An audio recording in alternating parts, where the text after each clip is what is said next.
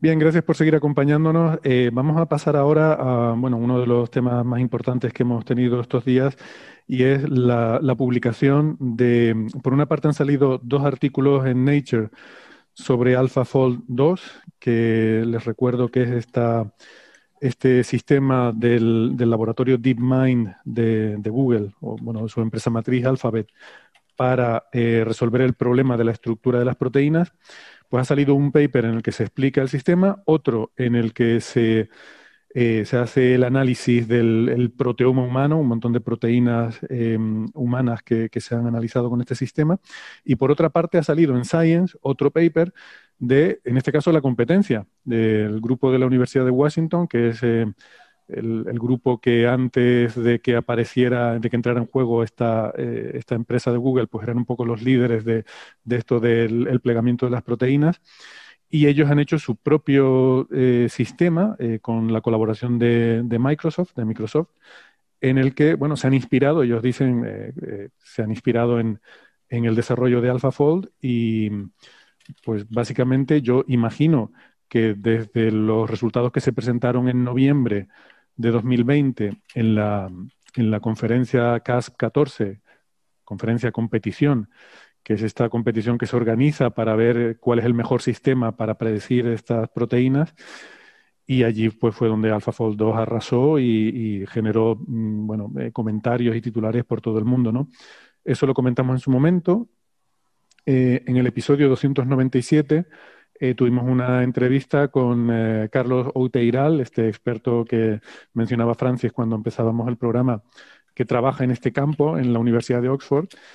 Y pues hemos querido hablar con Carlos para que nos explique un poco, en fin, su visión, ahora que ya hay papers y ahora que han salido estas publicaciones, pues cómo ve el tema, ¿no? Entonces tenemos esta conversación que la grabamos ayer y se la ponemos ahora, ¿vale? Un segundo, antes, Héctor, Sí, una cosa a la que nos comprometimos en la grabación de ayer es a saludar a Cristina, que es oyente habitual del programa y además es abuela de Carlos Outeria. Y yo creo sí, sí. Es bueno, Outeiral Cristina, perdón, el apellido. Es Outeiral el apellido, ¿no? Outeiral, perdón, Sí, sí. perdón. Lo, Y lo nada, pues tenía saludar a la apuntado. abuela. Lo tenía apuntado, mandamos el saludo a doña Cristina, a la abuela de Carlos. Pues saludos. Vamos con la conversación.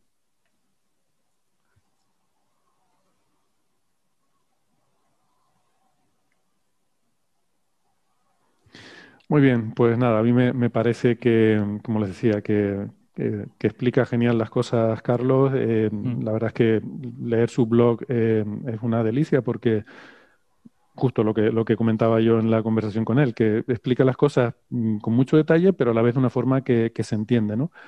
Y, La y eso no es metáfora del fácil. examen es brillante, en mi opinión, ¿eh? Sí, O sí. sea, el asunto de, no, lo que hace AlphaFold es decirte cómo de bien le ha ido el examen. ¿Qué? Y realmente es verdad. O sea, quiero decir, esto es una buena metáfora. Sí. Bueno, la verdad es que también nos enfrascamos un poco en una conversación sobre la academia frente al mundo privado, que no sé, no quise tampoco que nos desviáramos mucho por ese tema, pero bueno, sí que es verdad que hay bastantes diferencias, ¿no? Entre cómo funciona un ámbito y otro. Y Francis decía que en ese ámbito de la empresa privada hay poco menos que infinitos recursos, ¿no? Hay dinero y tal. Claro, entiendo que para casos como este, ¿no? Habrá también mucha investigación en empresas que estarán también muy con con el gancho, ¿no? Intentando con pocos recursos hacer muchas cosas. Pero sí que es verdad que es más fácil el no tener esa burocracia. A mí, no sé, igual son problemas del primer mundo, ¿no? Pero a mí lo que me mata es sobre todo la burocracia y lo que se tarda en cualquier cosa. O sea, te conceden un proyecto, desde que tú presentas el proyecto hasta que se te concede y luego llega la financiación, pueden pasar 3, 4 años. Es una cosa, Y una mi barbaridad. director de tesis siempre decía que el tiempo de los científicos no valía dinero y por eso nos lo podían hacer perder haciendo todas estas cosas irrelevantes, ¿no? Mientras que el tiempo de otro tipo de cargos parece que sí que vale dinero y que no pueden perder el tiempo con estas Mm, cosas. sí, Sí. un poco sí. Pero Y bueno, después el gran problema que tenemos bueno, en sitios como España y bueno, y también en general en Europa, ¿no? Es que no te pueden cortar el cuello por hacerlo mal, ¿vale? O sea, Mm. estamos como con una especie de defensa en la ciencia de como esto puede fracasar, como yo estoy planteando una hipótesis, como puede que la hipótesis esté equivocada, puede que mi proyecto fracase, así que si fracasa, pues mira, pues qué pena, pues ha fracasado, ¿qué le vamos a hacer? Sin embargo, en la empresa no. En la empresa es muy diferente. En la empresa es, yo te pago para que hagas esto, tú lo haces. ¿Que no lo haces? Mira, pues lo mismo te echamos, ¿eh? O buscamos a alguien en tu lugar para que lo haga, porque tú no estás cumpliendo. O sea, es una cosa mucho más nominativa. Entonces, claro, te tengo que dar confianza. Si yo te digo, Héctor, hazme esto, y si no lo haces, te echo, pero te tengo que decir eso y decirte, y además te doy recursos, tú dime qué necesitas para hacerlo, ¿vale? Yo te he puesto ahí porque yo confío en que tú lo hagas. Dime qué necesitas, cuántas personas necesitas, cuántos edificios necesitas, cuántos ordenadores necesitas, cuántos miles de millones necesitas. No te preocupes, los que necesites, porque yo confío en ti y sé que lo vas a hacer. Eso, como no lo hagas, te voy a cortar el cuello. Lógicamente hay diferencias de sueldo. Nadie estaría dispuesto a estar con la posibilidad de que le cortaran el cuello si no le salen las cosas, pagándole lo que se le paga a un investigador en el sistema público, obviamente. Porque la gente, esta gente de DeepMind debe de cobrar, pues no sé cuánto, pero 3, 4 veces más. Los directivos cobrarán más, pero hay mucha gente joven que cobrará muy poco. Sí. Por otra parte, también es verdad que... Pero por otro lado, esa gente no responderá del éxito o fracaso del proyecto. Claro. Perdona, también por otra parte, en el mundo académico, aunque los sueldos no sean altos y aunque no tengas la espada de Damocles de que si no funciona te van a echar, la mayoría de la gente son postdocs o doctorandos que de todas formas se van a ir, viven en una situación de temporalidad y de precariedad. Un doctorando sabe que va a estar 4 años, un postdoc va a estar 2 años y luego vaya bien o vaya mal, se va a ir. Y es la gran tragedia de esto, ¿no? Como Francis bien apuntaba, que para mí es una de las grandes tragedias del sistema, le decía a Carlos, cuando termines el doctorado te vas a ir. Y ese esfuerzo de esa formación que se ha invertido en esa persona se pierde. O sea, bueno, se la lleva a otro sitio, pero ese grupo pierde ese trabajo que ha hecho en formar a esa persona, ¿no? Y luego tendrás que traer a otro y empezar desde el principio. Y es un sistema que como formación está bien, pero como mano de obra base para mantener el sistema, pues no es lo más adecuado, creo yo. Y claro, en fin, yo no sé si es buena idea tampoco meternos ahora no nos metamos en eso, pero bueno, hay que recordar eso, que muchísimos de los grandes logros que han sido premiados con el premio Nobel, que son logros de tipo hacer algo, que hasta ahora no se había hecho, han sido motorizados por la industria. Muchísimo, desde el transistor, microprocesador, fibra óptica, o sea, todos los grandes logros que han revolucionado lo que hoy en día es nuestra sociedad y que han sido premiados por los mayores galardones científicos, han sido logros liderados fundamentalmente por la industria. Donde la industria y en la industria lo que tenías era básicamente una persona que era la que dirigía ese grupo. Y en alguno de estos logros, esa persona ha recibido el premio Nobel, aunque la historia después nos cuenta que esa persona pues, en realidad tampoco hizo tanto. Era el que mandaba que había que hacer esto y que había que trabajar por esto. Y creemos que es posible que alguien lo esté intentando, así que lo vamos a hacer nosotros. Lo vamos a lograr nosotros. Y esa persona pues acaba recibiendo el galardón y ya su labor es importantísima, ¿eh? O sea, pero no es el ideólogo, no es el que ha currado a mano todos los experimentos, no es el que ha analizado esos datos, es el que después ha puesto el sello y el nombre y ha dicho que es suyo el descubrimiento, porque fue el que montó el grupo, el equipo que lo logró, ¿no? Claro. Eso es lo que pasa quizás con el grupo de Baker. Baker tiene un grupo enorme y un grupo muy poderoso, pero bueno, él ha estado ahí, tiene que pelearse con todo el sistema para ganar dinero, para conseguir sostener su grupo. Es decir, probablemente la labor más importante de Baker en su grupo sea recabar dinero. Y yo quería hacer un comentario de lo dicho en la entrevista. A mí, quiero decir, creo que hay muchas cosas muy interesantes en la entrevista, pero la que creo que es muy relevante y que pienso que el público debería llevarse a casa es esta enorme diferencia entre las proteínas que puede predecir AlphaFold, que son proteínas estáticas, y las proteínas reales, que son proteínas que están rodeadas de un montón de otras cosas, que tienen partes flexibles, que tienen partes móviles, y que AlphaFold todavía no llega a eso. En el capítulo de biosíntesis, Pepe habla mucho de eso, ¿no? Le interesa mucho esa faceta, y es verdad, porque tenemos... seguramente por desconocimiento, por falta de cultura general, pues tenemos una idea un poco anquilosada de lo que es el mundo de la biología molecular, ¿no? Y creemos pues simplemente que las moléculas son cosas rígidas que están metidas dentro de las células y son cosas todo lo contrario de rígidas, ¿no? Están rodeadas de muchas cosas, son flexibles, se mueven, tienen partes que sí que son más difíciles de separar, pero otras que sin embargo están como oscilando alrededor de la molécula continuamente y esa parte de predecir cómo de móvil es la molécula, qué pasa si está rodeada de otras cosas, qué partes se van a mover y cuáles no. Eso es lo que programas como AlphaFold todavía no saben hacer, pero bueno, iremos avanzando en esa Aprenderán, dirección. eso será AlphaFold 3. No Sí, saben, es cierto. espera, no saben, o sí, porque también nos decía Carlos que entre esa incertidumbre que aparece a veces o esa indeterminación, pues queda la duda de si en algunos casos es porque a lo mejor la propia proteína, cuando te dice, pues este trozo no lo tengo muy claro, a lo mejor es porque lo ha visto de una forma y de otra. O sea, a lo mejor es porque esa proteína puede aparecer de diferentes formas en un trozo concreto, ¿no? Y eso es un tema interesante a investigar todavía, creo. Sí. Mucho. Sí. Eso se ve muy bonito en los vídeos. Yo recomiendo a los oyentes que tengan acceso a la revista Nature, puedes descargarte los vídeos y ves, son 4 proteínas, diferentes imágenes del proceso que ha ido siguiendo AlphaFold 2, porque AlphaFold 2 tiene como un ciclo hacia adelante y el resultado lo retroalimenta hacia atrás y va dando vueltas, ¿no? Y das como 48 vueltas o algo así.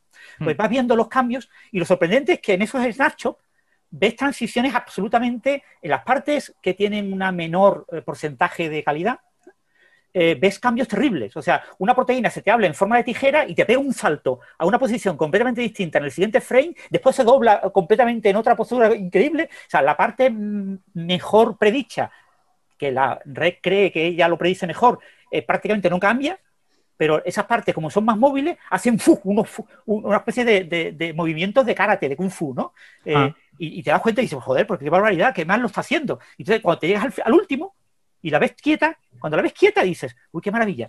Pero cuando has visto el vídeo de los bandazos que ha pegado AlphaFold para llegar a esa forma final, te dices, pues en realidad yo no me lo creo. No me creo la forma final. Este trozo de aquí que él me dice que tiene una puntuación muy baja, es que ni se lo cree él ni me lo creo yo, porque he visto las 3 o 4 imágenes previas. O sea, esa animación es muy instructiva para ver ese gran problema, pero es un problema conceptual de todos los dogmas. Es el dogma de la biología molecular, es que la forma hace la función, y lo que se ha descubierto es que todos los dogmas son mentiras. Pues ese dogma obviamente es mentira y hoy en día se sabe que eso no es verdad. O sea, la dinámica, la estructura, el entorno influyen tanto como la forma de la proteína una vez es traducida. Porque para empezar influyen en su forma. Es que claro, el entorno puede cambiar la forma de la proteína, ¿no? O sea que una cosa y la otra son dependientes. Sí, yo creo... El ejemplo más bonito es la espícula del coronavirus, ¿no? Todos lo hemos visto, eso yo creo que todos los oyentes lo saben, ¿no? La espícula es un trímero, son 3 proteínas espiculares pegadas y el dominio de unión al receptor puede estar en estado abajo o en estado arriba, estado abierto o cerrado. Si está en estado cerrado es muy, muy difícil que haya unión efectiva con el receptor humano, con el AC2. Puede estar una arriba, 2 arriba y muy excepcionalmente se han visto algunas con 3 arriba. Pero normalmente es 1 o 2 arriba. Cuando está con 2 arriba es más efectiva la unión y es más probable la unión. Entonces, en ese proceso, media, por ejemplo, pues la interacción con la furina, que es una proteasa y que corta un trocillo para como si le cortara una brida, ¿no? Para permitir que se ponga en estado arriba, ¿no? Y después tenemos claro, una vez que se une la espícula, que es una especie de seta, al receptor humano, tú dices, ahora se tienen que unir las membranas. ¿Cómo se unen las membranas? ¿Quién une las membranas? Pues es la propia proteína, porque viene otra proteasa, la TSMPRS2, bueno, no me acuerdo de las siglas, una proteasa que está cerca, tiene que estar cerca de la AC2, corta por un sitio la proteína espicular, y lo que queda de proteína espicular queda enganchado, se alarga y se dobla como un clip. Sí. Y se dobla uniendo las 2 membranas. Une las 2 membranas y una vez que están las 2 membranas unidas hay una serie de proteínas que se encargan de unir, porque hay muchos procesos que requieren el uso de vacuolas en la célula, entonces hay unas proteínas que se encargan de unir esas 2 membranas y entonces todo el material del virus entra, no necesariamente entra en su forma normal, muchas veces se envuelve por otra membrana para que entre protegido al interior. Y todo ese proceso es un proceso en el que entre comillas, la misma proteína. Es decir, una proteína, un trozo de un conjunto de aminoácidos te da lugar a un objeto que en realidad son 3 proteínas pegadas, que en realidad tienen una estructura, tiene partes móviles, que además se rodea de glicanos para protegerse del sistema inmune. O sea, hay una enorme cantidad de detalles de lo que pasa con la proteína espicular que no están escritos en el aminoácido. O sea, que dependen del código de aminoácido, pero esos detalles no están escritos, ¿no? Por eso dos gemelos pueden ser muy diferentes con 50 años. Y, sin embargo, oficialmente se supone que sus células humanas todas tienen el mismo ADN, ¿no? A mí me gusta mucho aprender este tipo de cosas porque yo cuando entiendes cómo funcionan este tipo de proteínas, este tipo de procesos, incluso aunque sean de patógenos tremendamente malvados, como que, bueno, el coronavirus no es de los más malvados que hay, pero que la gente se estudia Yersinia pestis, la bacteria de la peste, que es un genio del mal. Bueno, pues cuando estudias eso, no puedes evitar hasta cierto punto admirar todo esto. Y dices, joder, la naturaleza, hay cosas tan chulas que hace, aunque sea para hacer el mal, ¿no? Bueno, mal para nosotros. La bacteria está encantadísima de poder infectar gente, ¿no? Efectivamente. Volviendo a lo que nos atañe, ¿no? A estas técnicas de deep learning, cosas como AlphaFold, digamos que la cabeza pensante detrás de todo esto, que aparece firmando los papers de Nature, de hecho aparece en el último puesto, que es donde suele aparecer el profesor, jefe del grupo, es Denis Hassabis, que es un investigador británico que estaba mirando un poco su vida así un poco por encima en la Wikipedia y se me ha caído el alma a los pies, ¿no? Porque yo he oído hablar de este señor y, bueno, para empezar, me impactó mucho ver que es bastante más joven que yo, que casi todos nosotros aquí, salvo Alberto. Y te pones a ver las cosas que ha hecho en su vida. Se dedicaba a los videojuegos de jovencito. Cuando yo jovencito, yo desde que tenía 15 años, y es que ha hecho videojuegos los que yo he jugado. O sea, este señor trabajó en Bullfrog e hizo cosas como hacía niveles para un juego que se llamaba Syndicate, que a mí me gustaba mucho. Y luego uno que yo no jugué, pero que era muy famoso en su época, Theme Park, lo programó él prácticamente. El Theme Park, pero bueno, pero si eso fue un hito en la historia de los videojuegos. Fue un hito. Pues eso lo hizo creo que con 17 años o algo así. Este tío con 13 años era maestro de ajedrez con el segundo ranking Elo más grande del mundo a su edad, ¿vale? Y bueno, otras muchas cosas. Nunca se sabe cómo compara eso con los grandes maestros senior, digamos, ¿no? Pero bueno, desde luego es un logro. Bueno, para su edad, a ver, estamos hablando de ajedrez, que hay un montón de gente que lo juega, incluso con 13 años, ¿no? Ya, pero que eso fluctúa mucho. O sea, en esos años formativos, todo tipo de deportistas, los ajedrecistas no son diferentes a un futbolista en ese sentido. Puede haber gente que promete muchísimo y que luego de repente llega a los 16 años y se cae, ¿no? Por motivos los que sean. Sí, la vida es muy complicada en esa época. Sí, bueno, pues, en fin, a lo mejor era el número 2 del mundo, pero realmente es como si fuera el número 20. Me da igual, quiero decir. Es verdad. La verdad es que estamos discutiendo sobre una tontería. Sí, pero que es increíble. Estos son genios. Muchas veces esta gente tiene unas trayectorias realmente de película. O sea, es increíble. Sí. Pues eso, aparece como, ya digo, como último autor en todos estos papers, que no sé, están firmados a lo mejor por 30 autores, no por 300, ¿no? Que para lo que es esto. Y aparece con el simbolito este que ponen de estos autores han contribuido lo mismo, como diciendo, no solo ha sido el que ha coordinado esto, sino que realmente ha estado dando el callo, ¿no? Aunque hay una cosa que no me gusta, en uno de los papers en Nature, no recuerdo cuál, hay muchos autores, no sé si son, no sé, del orden de 10, que tienen ese simbolito. O sea, me parece que ya empezamos a diluir esto. O sea, tú tienes una lista de autores que se supone que es la gente que ha contribuido a ese paper. Y luego se empezó a poner de moda, claro, se supone que el primer autor es el que más ha trabajado, pero hay veces que hay 2 o 3. Entonces se empezó a poner de moda poner el simbolito, ¿no? De que estos 2 o 3 han contribuido lo mismo, ¿vale? Pero cuando ya empiezas a poner 10 diciendo que han contribuido lo mismo, pues ya vas diluyendo el valor de eso, ¿no? O sea, luego habrá que poner otro que diga, pero estos 2 son los que más, ¿no? Aparte, que han contribuido lo mismo no quiere decir que sean los que más han contribuido. O sea, puede haber los que menos han contribuido y ponerle, estos han contribuido lo mismo. Que es eso nada. Es la burocracia, Héctor. Quiero decir que hoy en día, para muchos proyectos, no sé qué, para que tú tienes una persona realmente joven, un postdoc reciente o incluso un doctorando, lo pones con ese honor de haber sido uno de los que ha contribuido más porque le va a venir, porque después se lo van a pedir. O sea, a ver, este paper te lo valoramos como 1 si tú eres uno de los que han contribuido más, como medio punto si eres uno del montón y como un cuarto si aparenta que estás como muy, muy en medio y ni se te ve el nombre por ningún lado, por un extremo ni por otro, ¿no? Ya. Y tú dices, pues vamos a ver, este es un chaval joven, hay que premiarle con que le pongan un punto, ¿no? Sí. Claro, claro. Entonces la burocracia Pero crea ese tipo de cuestiones puramente burocráticas.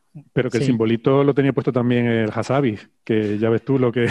Hasabi lo que probablemente no haya significa hecho nada más que ser el ideólogo detrás de la selección del personal. Bueno, pues está puesto ahí como que ha contribuido por igual. O Ya, sea, ya, y pero- yo creo que lo quiere poner justamente para decir, no, yo también he trabajado en esto. Y con el perfil de este tío, y teniendo 40 y pico años, seguro que ha estado programando y ahí No creo dándole a que las vaya teclas. programado. Pero bueno, pero sí es verdad que hay muchas decisiones. En ese tipo de software hay muchas decisiones que requieren leer papers. Seguro que ha leído papers recientes de inteligencia artificial y que está muy al loro. Una persona que ha dado... Yo he visto alguna de sus charlas y se ve que entiende perfectamente de qué está hablando. Es decir, que es un líder de esta línea de trabajo, pero sabe de qué se habla. Sabe qué es lo que ha hecho la gente que está debajo de él, ¿no?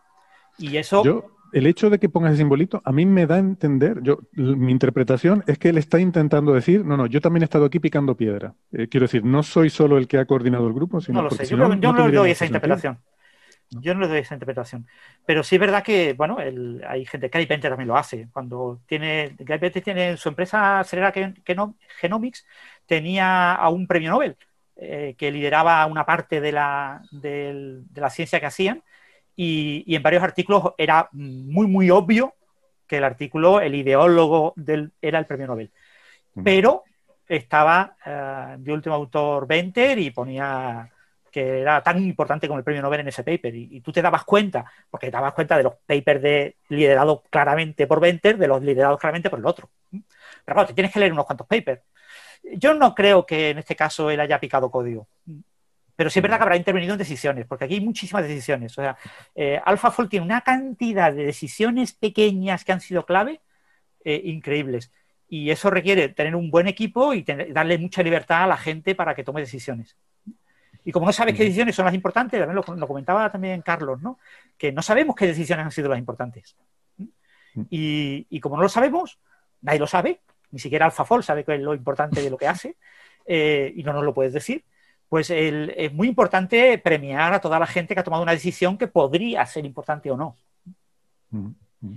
Quiero hacerte un comentario en ese sentido. Yo entiendo cómo te sientes, Héctor, pero creo que ese simbolito de estos autores han contribuido por igual termine siendo mal utilizado es inevitable y esperable. O sea, quiero decir, porque eso ha sucedido a lo largo de la historia N veces, con N un número extremadamente grande, ¿no? Las personas crean algo que genera prestigio y la gente quiere apropiarse de ese prestigio. En muchas ocasiones se apropian de él porque han hecho cosas, pero en algunas se apropian de él sin haber hecho nada. Y eventualmente, cuando dejas pasar suficiente tiempo, todo el prestigio que habías depositado en esa cosa, pues desaparece porque demasiadas personas que no lo merecían se han apropiado de él. Y eso ha pasado N veces. Claro.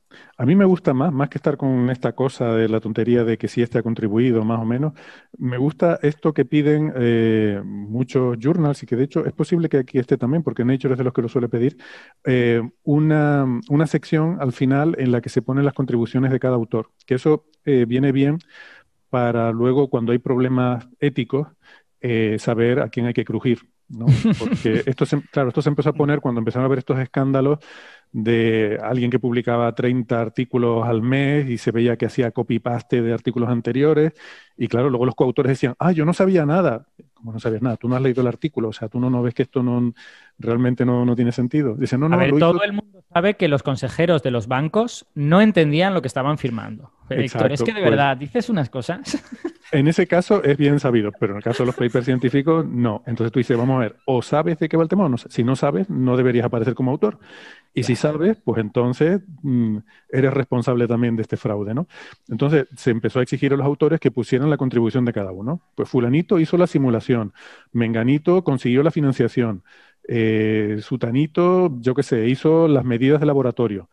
Y eso, pues así queda registrado qué es lo que ha hecho cada uno y oye, si el que escribió el paper lo escribió mal, mira, no, yo aquí he puesto que yo hice las medidas de laboratorio, yo del paper no sé nada. Entonces, claro, ese tipo de cosas sí que serían útiles para poder valorar la contribución de cada autor, me parece a mí. Pero bueno, eso ya es también meterse El problema no es las asignaciones objetivas, como las que tú dices. ¿Sabes? Yo creo que no puede haber discusión, salvo que alguien quiera hacer fraude. En plan de, no he participado en el trabajo de laboratorio, pero quiero que me pongas. Eso sería un fraude directamente. El problema son estas cosas etéreas que lo que dicen es yo soy más importante que los autores que hay a mi alrededor. El prestigio. El problema es esta cosa impalpable e intangible que se llama prestigio. Porque eso es lo que genera toda... Claro, como no es nada, se puede jugar con él y se puede corromper mucho más fácilmente que las cosas objetivas, que cuando las corrompes, pues lo que haces es un fraude directamente. Claro, claro. Bien.